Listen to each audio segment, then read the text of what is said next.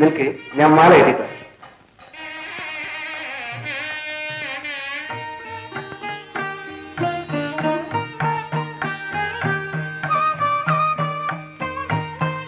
വേഗമാട്ടെ വരേ, ദേവിക്ക് മാല ചേർത്താൻ നേരായി. അത്ര തിടുക്കമാണെങ്കിൽ ദേവി തന്നെ മാല വീരം കെട്ടിക്കട്ടെ. എനിക്ക് കൈ രണ്ടേ ഉള്ളൂ. ഞാൻ കാര്യമല്ല പറഞ്ഞത്. മാല കെട്ടിത്തിന് മുമ്പ് വേണം വെച്ചാൽ പറ്റുമോ? അത് അത്തിക്കോളും.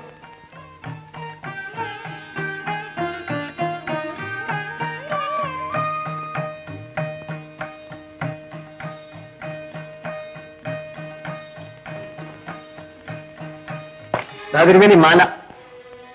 എത്ര നേരമായി ഞാൻ കാത്തിരിക്കുന്നു, ഇപ്പോഴെങ്കിലും കൊണ്ടുവന്നല്ലോ. എനിക്ക് കൈ രണ്ടേ ഉള്ളൂ. മാല കെട്ടിച്ചുണ്ടെങ്കിൽ കുറെ പാടുണ്ട്. കർപ്പൂരം കൊടുക്കുന്നത് പോലെ. ആരെന്തിനാ നമ്മോട് പറഞ്ഞേ? ദീപാരാധനയ്ക്ക് മുമ്പ് ദേവിയെ അനുകരിക്കണ്ടേ? മാല കെട്ടാണ്ട് പറ്റുമോ? ഞാൻ മാല കെട്ടാൻ തുടങ്ങി ഇന്നൊന്നിലല്ല. തിരുമേനി മാല കെടുത്തേക്കും. എനിക്ക് പോകാൻ തിരക്കുണ്ട്. ഇതിന് നീളം പോരുന്നു വരേ, ദേവിക്ക് ചാർത്താൻ തികയില്ലെന്ന് തോന്നുന്നു. ആ തോന്നലൊക്കെ അങ്ങ് മനസ്സിൽ വെച്ചോളൂ. മാല അങ്ങോട്ട് ചാർത്തി. പറ്റില്ല വരേ, ദേവിയുടെ കണ്ടത്തിൽ അണിയാൻ തികയില്ല. ആ തികയുന്നിടത്തോളം ചാർത്തിയാ മതി. എന്താ പറയണേ? ഇതിൽ കൂടുതൽ നീളത്തിൽ മാല കെട്ടാൻ എന്റെ കയ്യിൽ നീളമില്ലെന്ന് മനസ്സിലായോ? ഇങ്ങനെയൊന്നും ദേവിയുടെ നടക്കി നേരെ എന്ന് പറയരുത് കേട്ടോ. ഞാൻ കാര്യമാ പറഞ്ഞത്. എന്നും നീളം പോരാന്ന് പറയാൻ ഞാനും ചെയ്യും. വേണ്ടത്ര നീളത്തിൽ മാല കിട്ടണം. ദേവിയുടെ കാര്യമല്ലോ, അതിലുപേക്ഷ കാട്ടിയാൽ അതിന്റെ കുറ്റം ഞാൻ ഏറ്റു. നീളം ദേശം ഒന്ന് കുറഞ്ഞാൽ എന്താ കുഴപ്പമുണ്ട് കാണാമല്ലോ. ആ മാല അങ്ങോട്ട് ചാർത്തിയാൽ മതി. അങ്ങനെയല്ല വരേ, അല്പം കൂടി നീളം കൂടിയാ. എനിക്ക് വയ്യ. ഇനി മാല ഞാൻ കെട്ടുമെന്ന് കരുതണ്ട. അഹങ്കാരം കൂടെ കൂടിപ്പോയി. ദേവിയുടെ മുമ്പിൽ നിന്നല്ലേ ധിക്കാരം പറഞ്ഞത്? അനുഭവിക്കാതിരിക്കുന്നു. അമ്മേ ഭഗവതി, എന്നോട് പൊറുക്കണമേ. എല്ലാത്തിനും നീ സാക്ഷിയാണ്. ആ തിരുമേനിയുടെ ഒരു അഹങ്കാരം. കുട്ടികൃഷ്ണ, ഇന്ന എന്നോട് പിണങ്ങിയോ? നിന്നെ തീറ്റിക്കാൻ വേണ്ടി ഞാൻ നോക്കട്ടെ.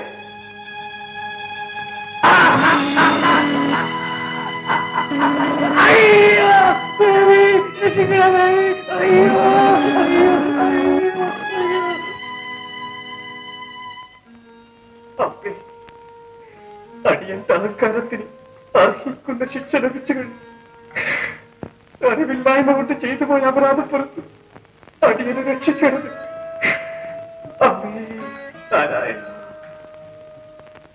മാല കെട്ടാൻ കൈക്ക് നീളം കുറവാണെന്ന് പറഞ്ഞ വാരുടെ കൈ മുറിച്ചു. മുറിക്കയിലായി അയാൾ ജീവിക്കേണ്ടി വന്നു. ഇതുപോലെ 100 അത്ഭുത സംഭവങ്ങൾ ഇന്നും ഈ അമ്പലത്തിനുള്ളിൽ നടക്കുന്നു. ഇവിടെ വന്ന് നിറഞ്ഞ ഭക്തിയോടുകൂടി പ്രാർത്ഥിച്ചാൽ നടക്കാത്തതായി യാതൊന്നുമില്ല. അതുകൊണ്ട് നിങ്ങളുടെ കുട്ടിയുടെ അസുഖം മാറിക്കിട്ടാൻ തികഞ്ഞ വിശ്വാസത്തോടുകൂടി പ്രാർത്ഥിക്കൂ. ആർക്കറിയാം, വളരെ വേഗം ദേവി നിങ്ങളുടെ മനോദുഃഖം മാറ്റിത്തരില്ലെന്ന്. ആ വിശ്വാസം കൊണ്ടാണ് സ്വാമി ഞങ്ങൾ ഇങ്ങോട്ട് വന്നത്. ദേവി രക്ഷിക്കും.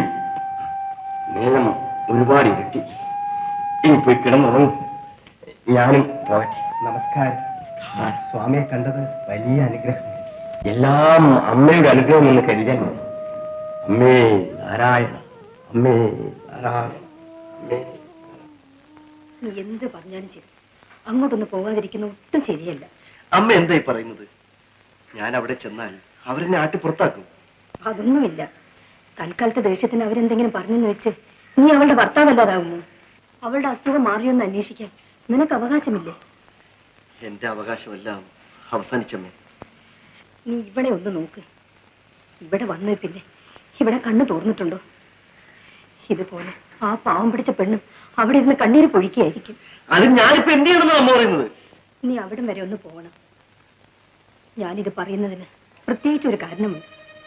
ഇന്നലെ രാത്രി ഞാനൊരു സ്വപ്നം കണ്ടു. ചോറ്റാനിക്കര ദേവിയുടെ കാൽക്കലിരുന്ന് അവൾ കരയുന്നു. ഇതിന്റെ അർത്ഥം എന്താണോ ആവോ? ഇത് കണ്ടത് പിന്നെ എന്റെ മനസ്സിനൊരു സമാധാനവും ഇല്ല.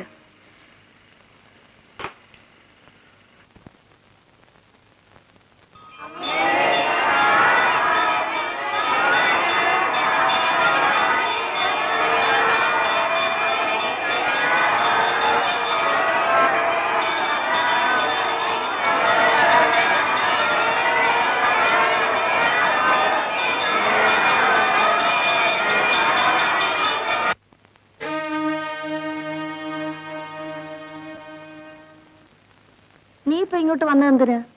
അമ്മ പറഞ്ഞ അവധി കഴിയുന്ന നിന്നല്ലേ. ഭജനയുടെ ബലം എന്താണെന്ന് അറിയാൻ വേണ്ടി വന്നതാ. ഒന്നും ആയില്ലെങ്കിൽ നാളെ തന്നെ ഇവിടെ വീട്ടിലേക്ക് കൂട്ടിക്കൊണ്ടു പോകണം. അതിനാ ഞാൻ വന്നത്. അങ്ങനെയൊന്നും പറയല്ലേ മോനെ. എത്രയോ ആളുകളാ ഇവിടെ വന്ന് ഭജനം ഇരിക്കുന്നതെന്ന് കണ്ടോ? ധൃതി പിടിച്ചാ പറ്റുമോ?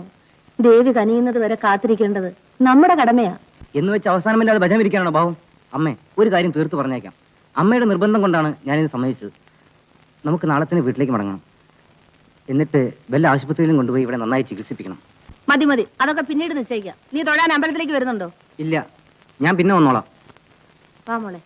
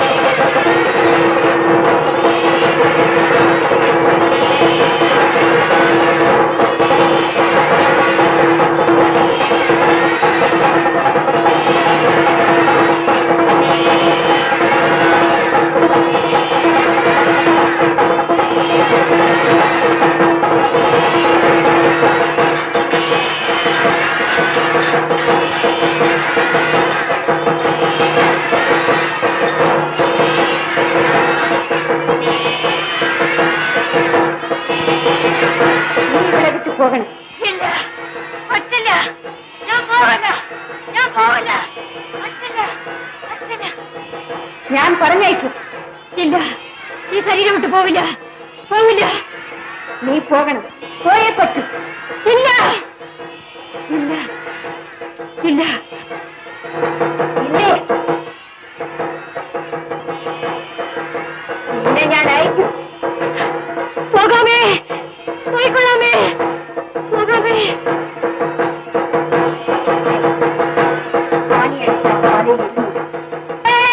അമ്മേ,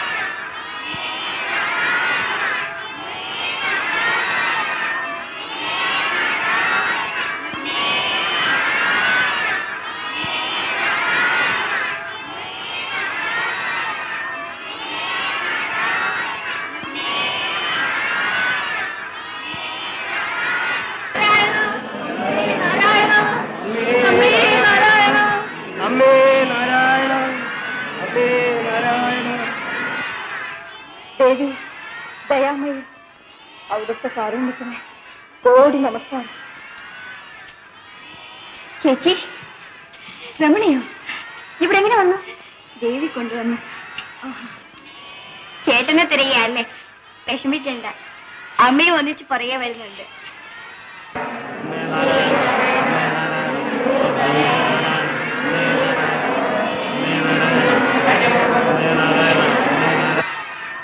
എന്റെ മോടെ അസുഖമെല്ലാം ചോറ്റാനിക്കരയമ്മ മാറ്റി അനുഗ്രഹിച്ചു. എന്റെ പ്രാർത്ഥന ഫലിച്ചു.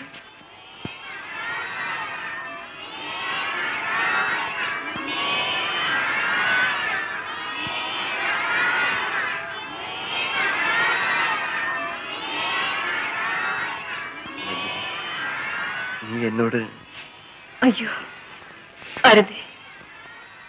നമുക്ക് എല്ലാവർക്കും ഒരുമിച്ച് നിന്ന് അമ്മയോട് പ്രാർത്ഥിക്കാം.